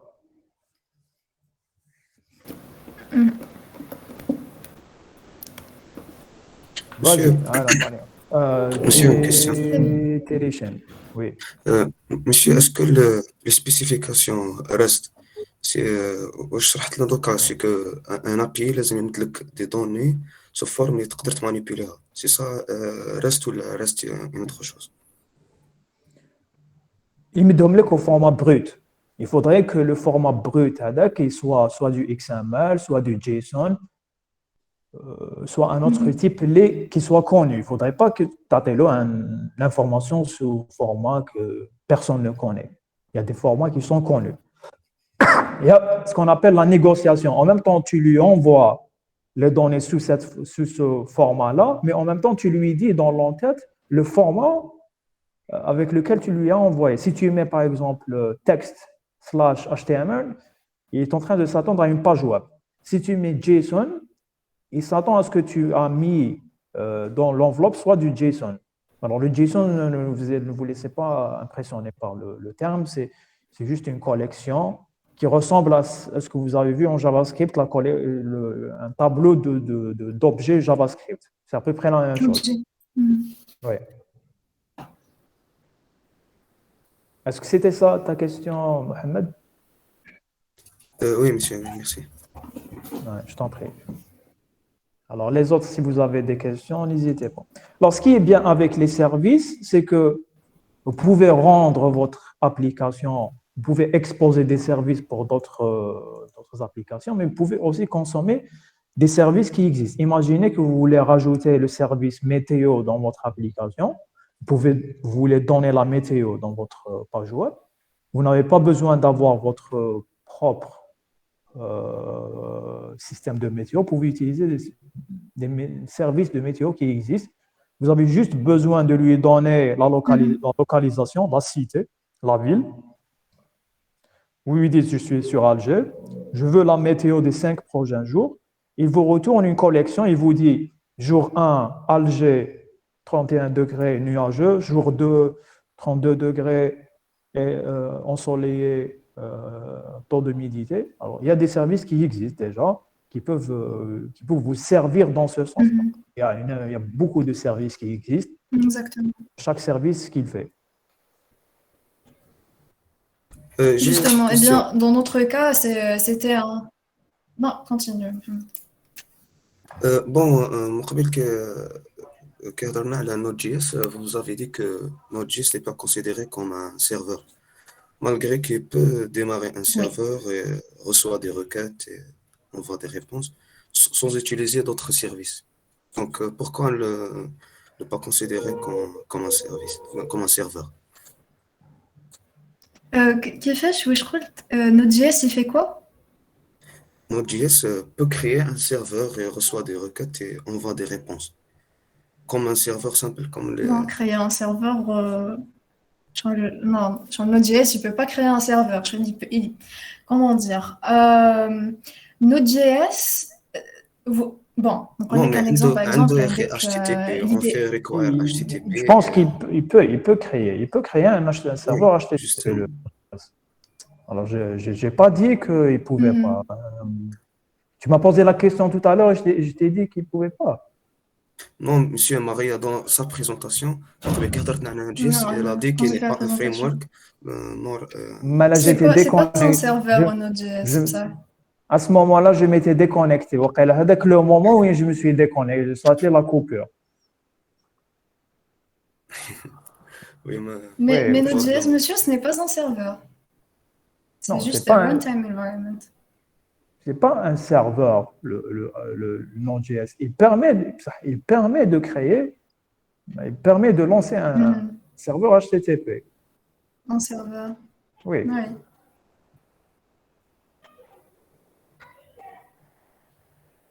Alors, est-ce que tu as d'autres questions? questions? Ta question, Mohamed. Oui, ça y est pour l'instant. Bon, il y a des... Super. Ce qui est bien avec Node.js, c'est que celui qui maîtrise le JavaScript en front-end, il peut continuer en faisant, au lieu de faire du front-end avec JavaScript, le back-end avec PHP, il peut continuer avec son langage de prédilection. Il fait du JavaScript en front, du JavaScript en back-end. Bon, après, il faut faire attention quand on choisit son langage de back-end, on ne le choisit pas avec son humeur, ni pour la beauté du logo, mais pour les fonctions qu'il propose. Par exemple, si tu as l'intention de faire du data science en back-end, tu as l'intention de récolter des données pour les analyser de manière très, très profonde, tu as des librairies qui sont très robustes en Python, donc tu dois opter pour avec la fonctionnalité, tu devrais penser à Python. Il faut toujours réfléchir en termes de ce que peut proposer Python, ce que peut proposer le framework en termes de fonctionnalité. Il faut faire attention à ce genre de choses. Exactement. Alors, maintenant, on va passer le côté code du back-end. Bon, il faut savoir que chez Anna, le back-end, mais par contre, j'ai quelques notions sur le back-end, vu que j'ai suivi une formation de Node.js. Donc, je pourrais à peu près un peu vous en parler. C'était quoi la structure TANA, etc. Donc, voilà Est-ce que vous voyez le... Normalement, oui. Oui. Alors, premièrement, on va parler des... on va parler... Ah oui, Ben, ok. Premièrement, on va parler de la base de données. On est en train de travailler avec du MongoDB. Et pour travailler avec du MongoDB, bien sûr, il faut préciser les schemas. Et les schemas, c'est quoi? C'est les... Vous pouvez dire les champs, les méconos. Par exemple, l'utilisateur est collant de certains champs, le produit fait certains champs, l'habitude fait certains champs, etc. هنا le user تاعنا les champs اللي فيه عنده the username هنحطوا فيه le type et unique. Ça veut dire quoi? Ça veut dire que voilà, il est unique, mais لازمش un autre يكون عنده the same username. عندنا هنا the Terra ID تنزيدو عندنا the disease par exemple. هادو كامل c'est des champs qui vont être créés في la base de données تاعنا après يتعمروا avec des données. Donc voilà. Et aussi, deuxièmement, la chose à connaître la base, en créant une base de données, c'est de middlewares. The middlewares, c'est quoi? C'est les fonctions pour manipuler les données tawana. comme par exemple les données les drôles la base de données ou bien même avant de mettre les bases de données on peut manipuler via des fonctions et les fonctions ils vont être utilisées par des HTTP requests par exemple un request je voudrais créer un utilisateur donc la fonction elle va être exécutée elle est en bon c'était un test Z2 on a une autre log user, on a show users, ça va nous permettre d'afficher les users, etc. Donc, c'est vraiment des fonctions de manipulation des données. Et aussi, le canal de nous, le modèle, ce que je voudrais vous montrer, c'est bien avant pre, qui est quand on va faire l'enregistrement des données, la base de données. Avant que ça soit enregistré, on voudrait faire une petite fonction. Avant mettre la base de données, l'utilisateur, on voudrait bien que le password il soit haché en utilisant le bcrypt qui va être installé via NPM. Donc voilà, il faut juste l'importer. We require it on va l'utiliser ou cas ça sera encrypted. Et justement après que ça soit enregistré après كنديروا the log par exemple on a the log user à chaque fois que يدخل the user تاعنا هذيك l'autre fonction je crois que c'est à chaque fois que mettre le user تاعنا لازم on compare voilà هنايا we compare the user باش نشوفوا est-ce que le password qui a été envoyé est-ce que c'est le même اللي عندنا في la base de données ou là. Donc, c'est vraiment des manipulations, les lazim icono la base de données. Je notais un autre truc que je voulais vous montrer, c'est on a parlé de middlewares. D'ailleurs, quand on a un peu sur AppJS surtout. Première, on a quelques requirements de et aussi, on a fait une connexion doucement, le database via le lien, bien sûr le lien miqat le code. راح نحطوه dans un file .env pour plus de protection. هنايا si elle est connectée un petit message etc. Et aussi si vous avez vu هنايا عندنا عرسة اسمها Express كما قلت لكم من قبيله je vous expliquais Express c'est un framework TJS qui va nous faciliter l'utilisation ou bien the sending des HTTP requests, c'est-à-dire à chaque fois qu'on déroule HTTP request, on a bien un certain traitement. Donc on utilise Express pour voilà, on veut envoyer cette HTTP request, mais aussi suite à cette HTTP request, on voudrait faire un certain traitement. Donc et aussi Express il va يعاوننا تاني باش reset a port un port après on va l'écouter l'app تاعنا fait. Une autre chose نروح هنا serveur هنايا la partie où راح نديرو simple post request mais par contre l'API هنا تدخل la notion تاع API هنايا on voudrait we get the data تاع athlete. Basically le API تاعنا Terra il va nous donner certaines données qui sont un peu spécifiques, c'est-à-dire باش نلاقوا هذيك la donnée لازم quand même نعرفوا les schémas تاعهم كيفاش راهو داير la structure تاعهم etc. باش هكا une fois que راح نutiliser Axios c'est aussi une librairie تاع JavaScript qui va nous aider باش نديروا HTTP requests باش we handle them etc. Donc نديروا axios.get باش we get la data اللي حتكون في API we put the link تاع the API تاعنا et aussi the key bon bien sûr هذا ID ندوه لنا et aussi the secret key. هذا الكي هي l'accès اللي لازم تكون عندك pour accéder لهاد l'API. ومن بعد une fois qu'on a accédé c'est bon le key a été accepté. Et ben on va avoir des data et elle va être récupérée par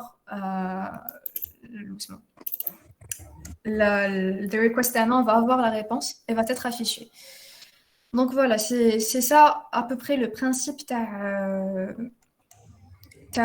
le backend, c'est des requests là l'API ونقولوا له فوالا روح لو سيرفر تاع تيرا جيب لنا هاد لي دوني ومن بعد هو يعاود يولي يجيب لنا هادوك لي دوني وحنا اون فا لي جوتيليزي بور pour les exploiter, que ce soit la visualisation de les données ou les utiliser pour le système talent.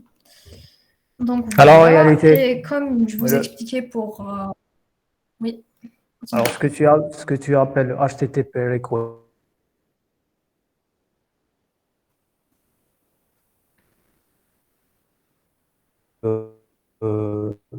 de Axios, en réalité, le HTTP request, c'est un Monsieur, ça coupe. objet du BOM.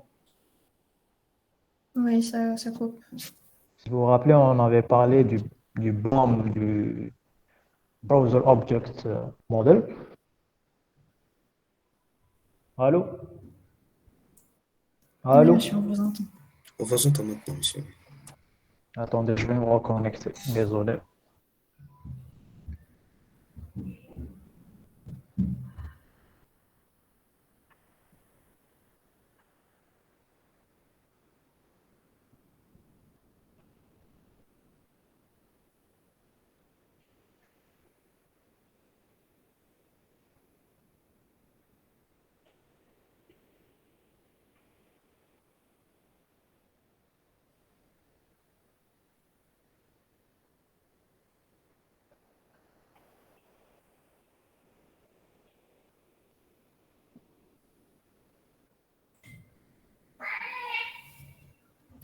Allô?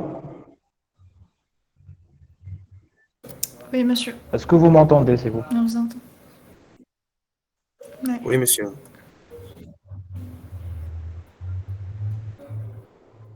Oui, monsieur. Vous m'entendez très bien? Mhm. Ok. Alors, je disais à Maria que le HTTP request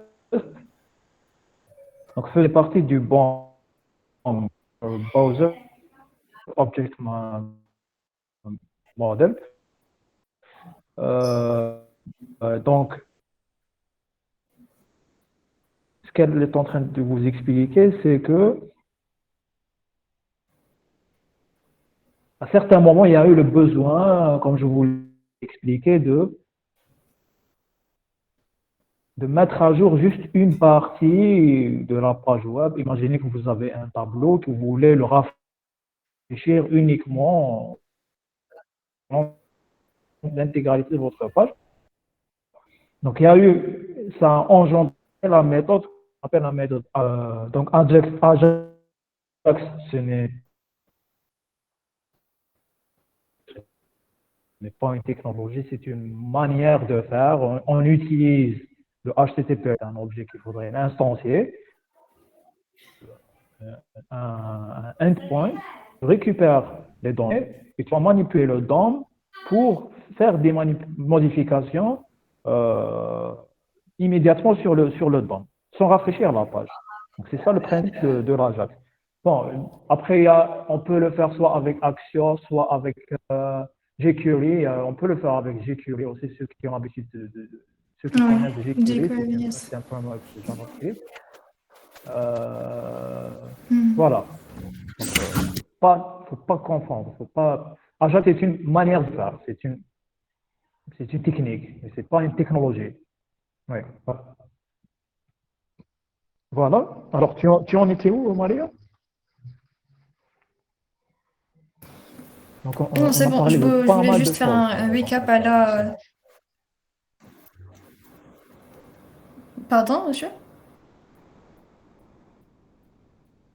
Ouais, vas-y. Monsieur, je pense même donc que JavaScript, il existe. Vas-y, tu peux y aller. Vas-y. Fetch. Je t'en prie. Je pense qu'il y a un retard dans le son, c'est pour ça.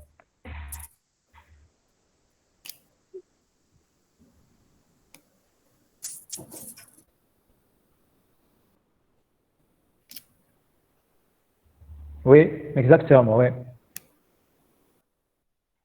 On peut le faire avec du fetch aussi. Oui. C'est une API dans le banc, ouais.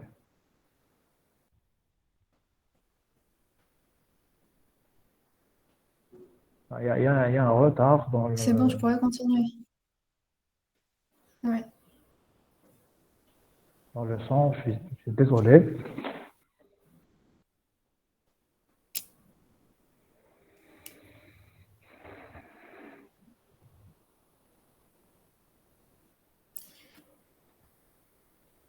Ok. Bon, du coup, pour finaliser le truc, une petite recap. Kamel. On a expliqué c'est quoi l'API. Je vous ai expliqué comment on a fait une petite requête vers avec l'API. Vas-y, Maria. On a communiqué avec GetRequest باش نجيبوا de la data. Ou après, on fait un petit console log pour faire vérifier avec data. Il faut savoir qu'avec data, la Vas-y. format JSON. Ça va être parsé en JSON. JSON, c'est quoi? Je pourrais vous donner un petit exemple. Par exemple, Hada, c'est un JSON. Allô? C'est juste un array. Allô? Tu as des objets. Donc voilà.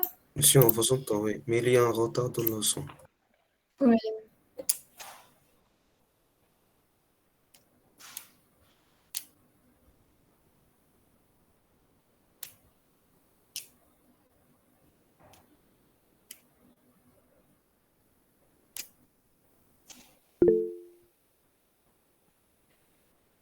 Hello.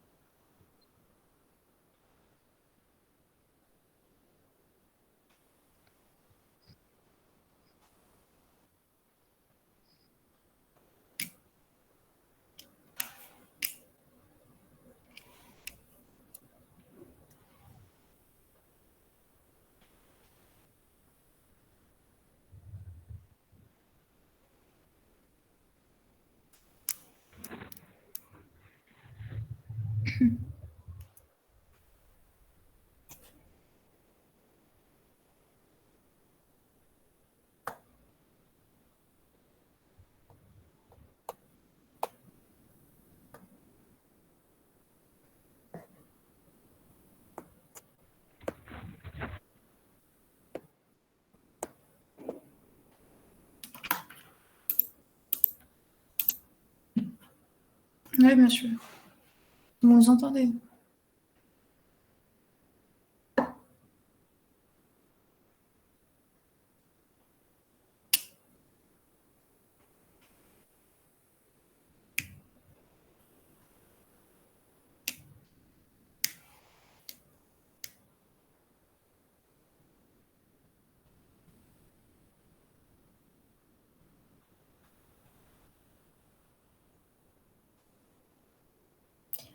Ok, du coup, comme il a dit, on va continuer.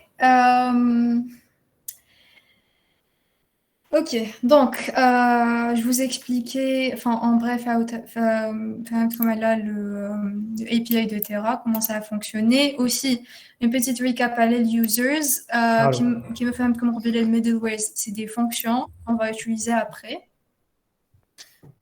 Vous êtes revenu, monsieur?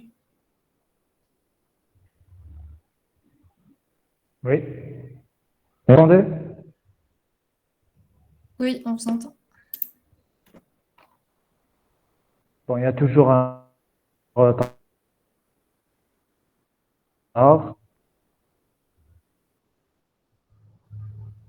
Mhm.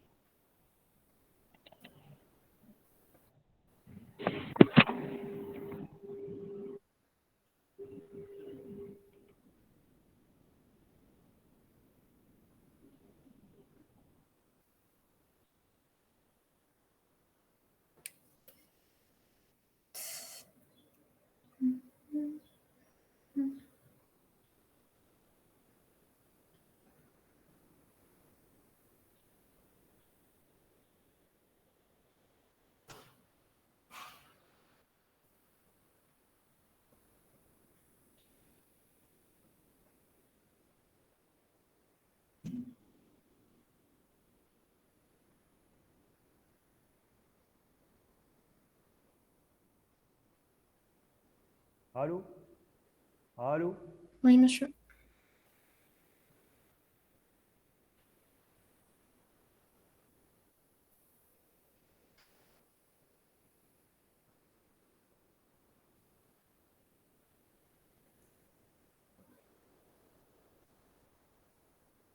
Allô?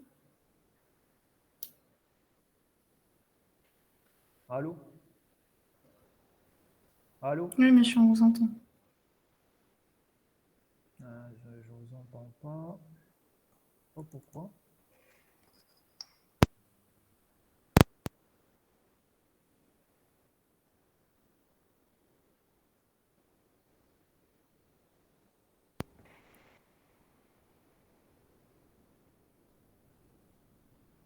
Allô? Oui, monsieur. Ouais, très bien. Vous m'entendez comme ça? Mhm. Oui. Oui, Très bien. monsieur. Alors, où est-ce que donc, tu as fait le tour, c'est bon? J'allais faire un petit récap. Oui. Ok. Tu t'apprêtes à la faire? Oui. Vous Juste l'avez un fait. petit récap pour conclure le truc. Vas-y, ouais, vas-y. D'accord. Donc, كما قلت لكم هنايا les middleware c'est des fonctions qu'on va utiliser après في الراوتر تاعنا باش à chaque fois كنديروا a certain route pour accéder to a certain type of data on applique هذاك le middleware et ça va être plus facile هكا. Donc voilà en fait c'est tout pour le user surtout parce que plutôt chaque chose qui a besoin a besoin d'un champ في la base de données تاعنا باش يتسيفا etc. لازم له des middlewares لازم له un model لازم له un route تاني pour le manipuler etc. Donc ça c'est très important dans le côté back-end.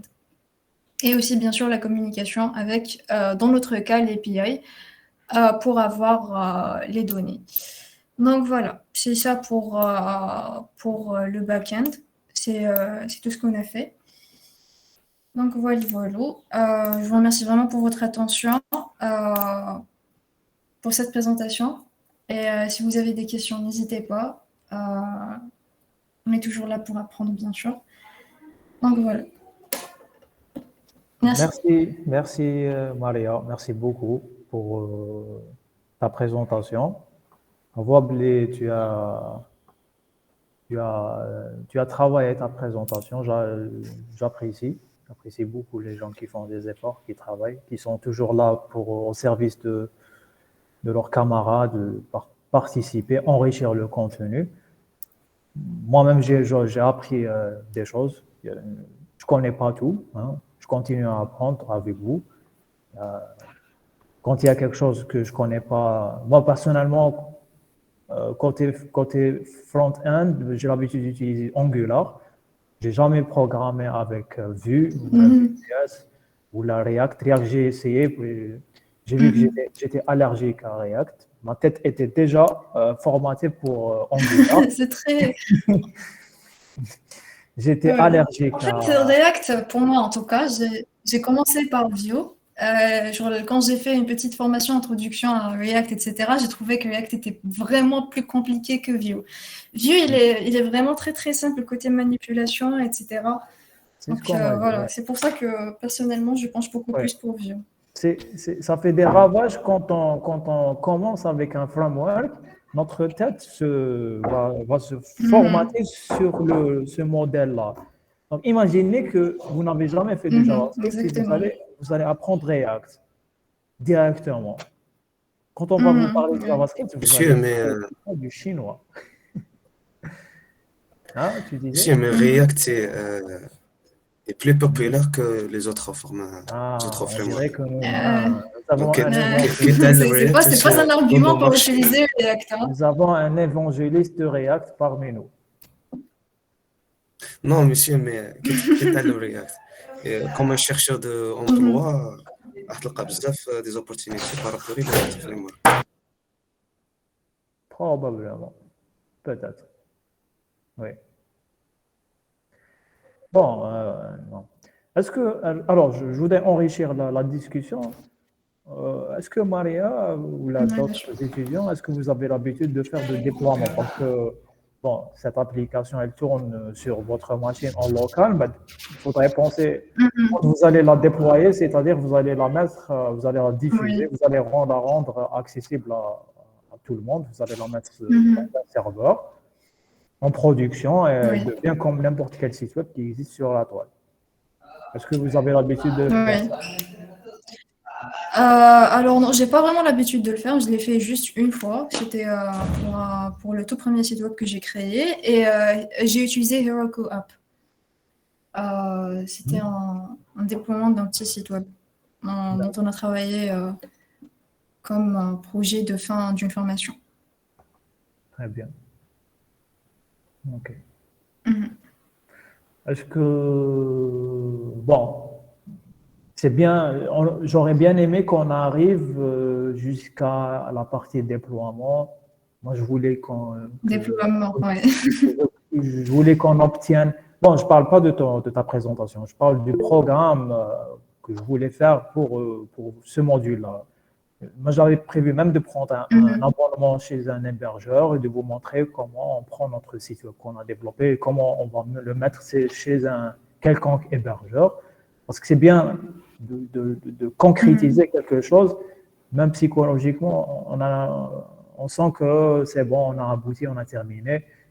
On peut montrer notre projet à n'importe qui, on lui dit voilà, regarde, Oui. ça fonctionne. Bon, il y a aussi autre chose qu'on n'a pas parlé qui se passe, qui est très courant en entreprise. Euh, il y a aussi la gestion du code source, ce qu'on appelle le versionning, versionning, le versionnage de votre code. Votre code va subir plusieurs modifications. Il y a plusieurs gens, plusieurs personnes vous avez des collaborateurs qui interviennent aussi dans plusieurs parties de votre code. Chacun doit savoir ce que l'autre a modifié. Donc, vous avez besoin à un moment donné d'une plateforme commune qui vous dit ce que chacun a fait comme modification quand vous allez revenir demain matin et comment faire pour prendre ces modifications et les mettre avec vos modifications et les mettre dans un seul. Vous voulez fusionner les modifications de votre collègue avec vos modifications, sachant que vous travaillez sur le même fichier. Donc, à un moment donné, vous avez besoin d'un outil qui fasse ça. Bon, ce n'est pas nécessaire. Vous pouvez le faire à la main de manière archaïque. Mais à un moment donné, si vous avez beaucoup de collaborateurs, vous devez passer par un outil comme GitLab ou la GitHub. Vous avez sûrement déjà entendu parler. Beaucoup de gens, les étudiants, je les vois manipuler GitLab, GitHub. Alors, il y a autre chose aussi dont on n'a pas forcément parlé. Peut-être que vous allez le voir un jour ou pas. Hein. Peut-être que vous n'allez jamais le rencontrer. Il y a cette espèce de problème de déploiement quand vous allez prendre votre site, vous allez le mettre en production dans le service. Vous allez développer votre application web qui gère les approvisionnements dans le service des achats dans une entreprise. Vous allez le mettre en production et vous dites « Ah, ça ne fonctionne pas, ça ne fonctionne pas. » Vous lui dites « Ça fonctionne chez moi. Chez moi, ça fonctionne. » Il vous dit « Mais chez moi, ça ne fonctionne pas. » Et vous allez tout le temps avoir des disputes entre les gens qui font du développement et les gens qui vont, des utilisateurs finaux. Ils vont vous dire ça fonctionne chez toi, mais ça ne fonctionne pas correctement. Alors, pour résoudre ce problème, on utilise des tests. Donc, il faut faire des tests d'intégration, les tests unitaires. C'est-à-dire, vous avez développé une fonction qui fait A plus B qui fait la somme. Il faudrait s'assurer qu'elle fonctionne toujours correctement, même s'il y a eu des modifications dans votre code source. Bon, quand je dis une fonction qui fait A plus B, imaginez-la comme une fonction un peu plus complexe. Hein. Je fais ça exprès juste pour simplifier. Donc, quand vous allez la tester, vous allez prendre les cas extrêmes, les cas les plus simples, et vous allez vous assurer qu'elle fonctionne pour tous les cas possibles.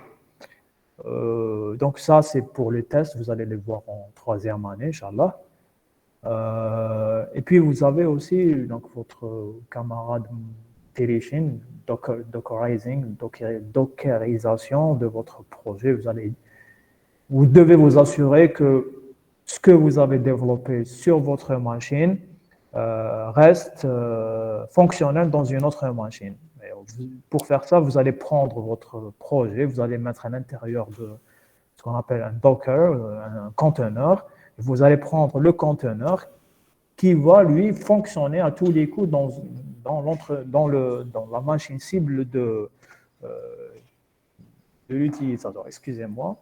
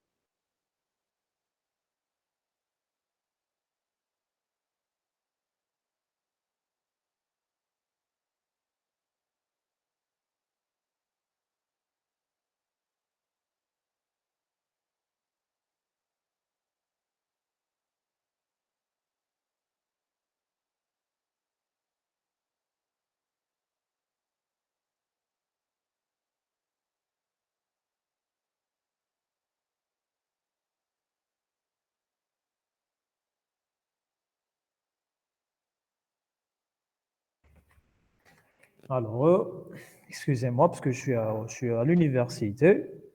J'ai une petite interruption, je suis revenu, je m'excuse.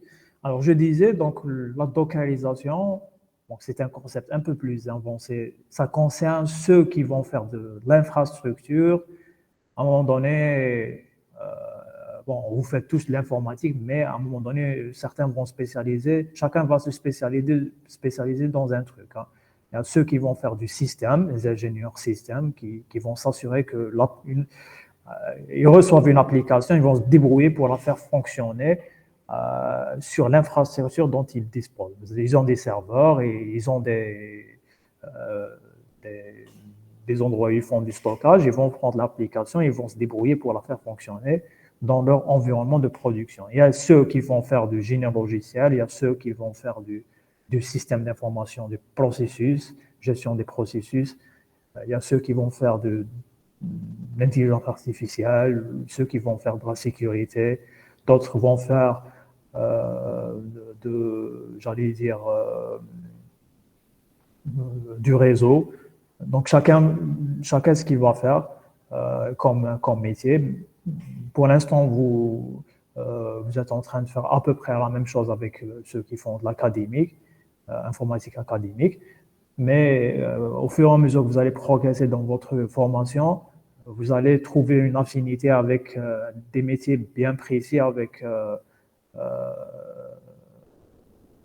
certains métiers. Vous allez vous dire, moi, je veux faire ça. Voilà. Donc, même si certains, peut-être qu'ils vont vouloir faire de la programmation à vie, hein, ils vont se dire, moi, je veux faire de la programmation, je veux rester toujours proche du code. D'autres sont destinés à être des chefs de projet, carrément. Ils vont gérer un projet du début jusqu'à la fin. Ils vont gérer les personnes qui vont intervenir, les profils de gens qui vont intervenir dans telle ou telle partie du développement. Combien de budget faudrait-il pour aboutir à un projet? Quelles sont les spécifications? Quels sont les tests? Quelles sont la démarche qualité à adopter pour aboutir à un projet? Voilà, il y a ne dites pas que c'est fini. Vous commencez simplement à découvrir le monde de l'informatique et vous avez beaucoup de choses à apprendre. Hein. Voilà. Donc, c'était la dernière séance de cours. Donc, on remercie votre camarade, mademoiselle Maria Oussadi, pour son précieux temps qu'elle a dépensé pour nous préparer cette présentation.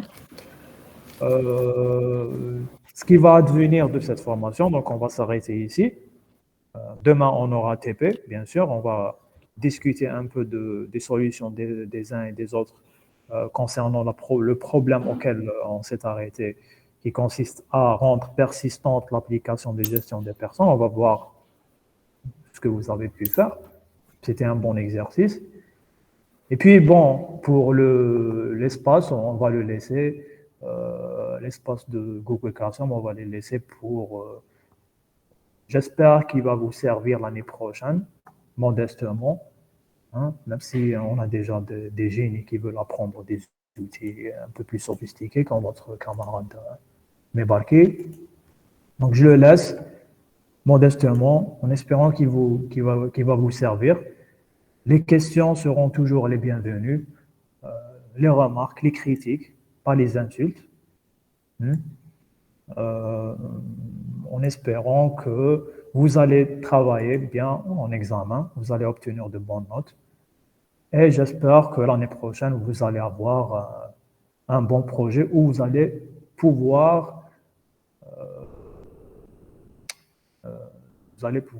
concrétiser le bagage intellectuel que vous avez accumulé durant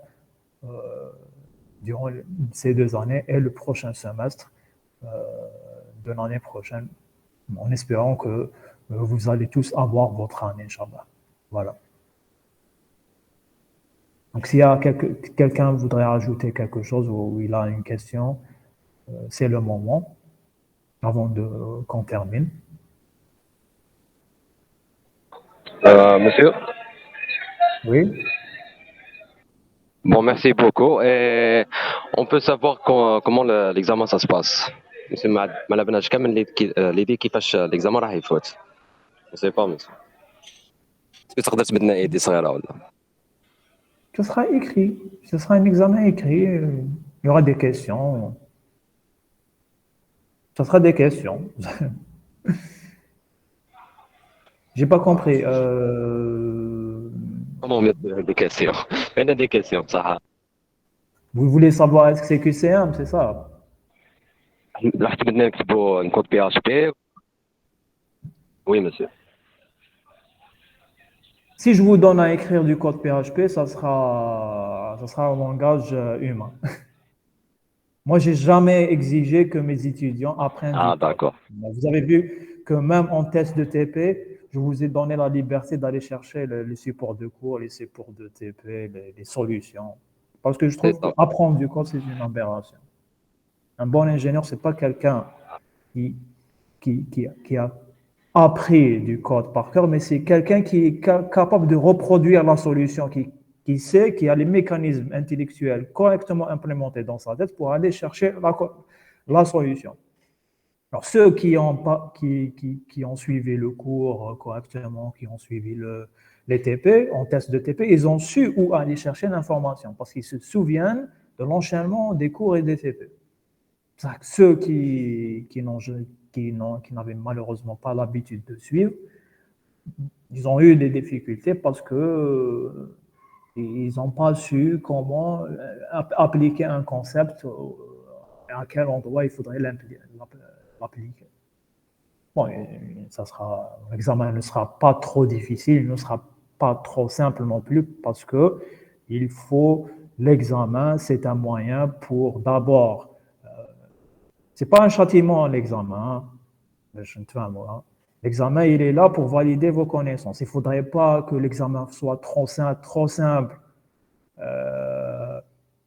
et faire passer le mleh, les machins mleh ou le moyen. Il faut donner la chance à tout le monde, à tous les étudiants d'exprimer leur savoir-faire. Il faudrait qu'ils soient moyens, permettre à ceux qui sont très bons de le démontrer, à ceux qui ont appris correctement à démontrer qu'ils ont validé le minimum, et à repérer ceux qui n'ont pas du tout validé leur connaissance, et à ceux-là ne jamais permettre d'obtenir l'indice. Ça me semble logique. Et on protège. L'examen, c'est une sorte une manière de protéger ceux qui ont accumulé correctement les connaissances. Parce que si on laisse passer ceux qui ont accumulé, ceux qui ont validé, ceux qui n'ont pas validé, c'est comme si on est en train de piétiner le temps de ceux qui ont participé tout au long du semestre, qui ont travaillé. Ça serait piétiner sur leur temps et sur leur intelligence. Et il n'en est pas question que ça se passe de cette façon. Voilà. Donc, l'examen ne sera ni trop difficile, ni trop simple. Il sera, vous allez voir, il sera évident. La réponse, normalement, ceux qui ont l'habitude de participer, d'assister, les réponses seront évidentes. Voilà. Est-ce qu'il y a d'autres questions? Merci, monsieur. D'accord, monsieur. Merci, c'est clair.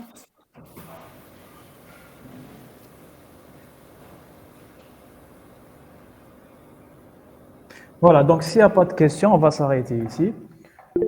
Donc il est 17h30. On a fait 15h30. Oh, quand même, on a fait 2 heures. Donc je vous remercie tous pour votre présence, assiduité.